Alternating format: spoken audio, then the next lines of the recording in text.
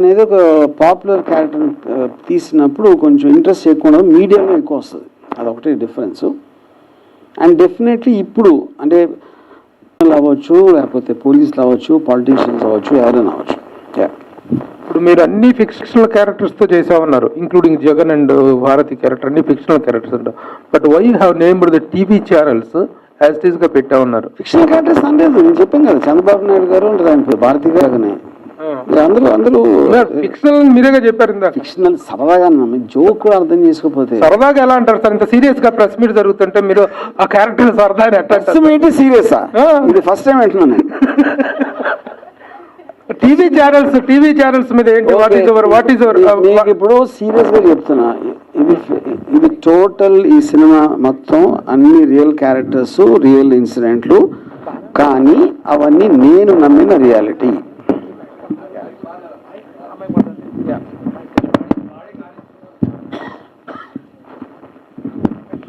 నేను నమ్మిన రియాలిటీ.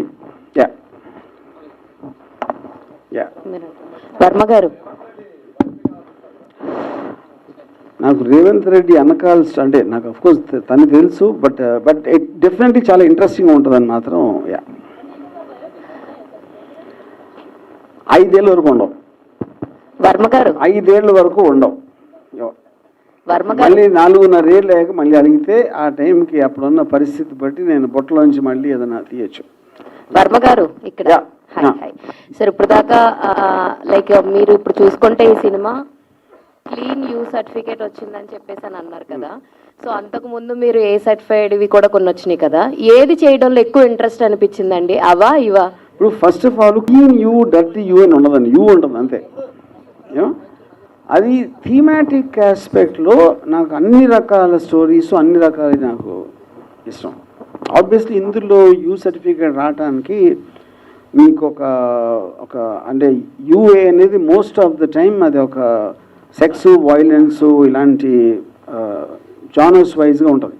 ఇందులో obviously it is a political film and completely based on real life drama. So దాంట్లో మీకు వేరే సర్టిఫికేట్ రావడానికి ఛాన్సే లేదు. ఫస్ట్ ఆఫ్ ఆల్ అజయ్ గారు, ఇక్కడ సార్ మీరు దావూద్ నటం పెట్టుకుని సెన్సార్ సర్టిఫికేట్ తెచ్చుకున్నా అని చెప్పారు.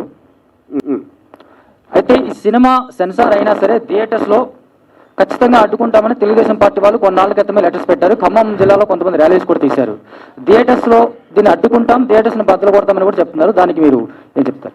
ఇప్పుడు ఆల్రెడీ వాళ్ళు పెట్టిన లెటర్ ఏదైతే ఉందో అది వచ్చిన తర్వాత కూడా సెన్సార్ బోర్డు సర్టిఫికేట్ ఇచ్చేసింది కాబట్టి right now as things stand today దాన్ని అసలు మేము కన్సిడరేషన్ తీసుకోవట్లేదు.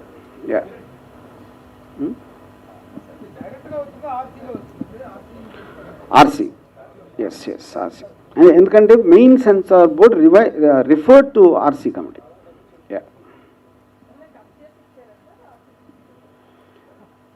చాలా మినిమల్,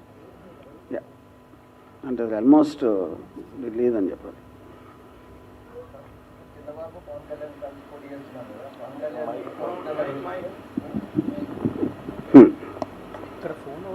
సార్, ఇప్పుడు చంద్రబాబు పవన్ కళ్యాణ్ కలిసి పోటీ చేస్తున్నారు కదా, పవన్ కళ్యాణ్ ఎక్కువ సీట్లలో గెలిస్తే రెడ్డి రాజ్యంలో కాపులను సినిమా తీస్తారా? అట్లానా అంటే ఎక్కువ గెలిస్తే ఏమవుతుంది? రెడ్డి రాజ్యంలో కాపులు, ఓకే, అట్లానా?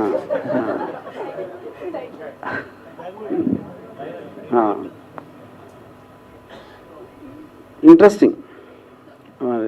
ఇప్పుడే బయోపిక్లు చేయండి అని చెప్పాను కదా, మళ్ళీ ఇది ఇచ్చారు ఐడియా మీరు. ఇప్పుడు నాకు ఇంకొక టైటిల్ ఏమొచ్చిందంటే అక్కడ రెడ్డే ఇక్కడ రెడ్డే.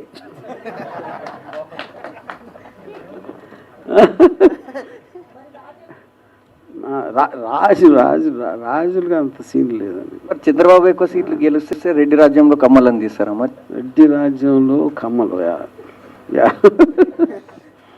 ఎస్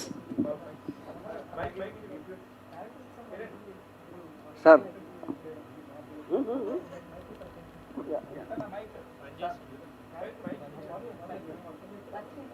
చెప్పండి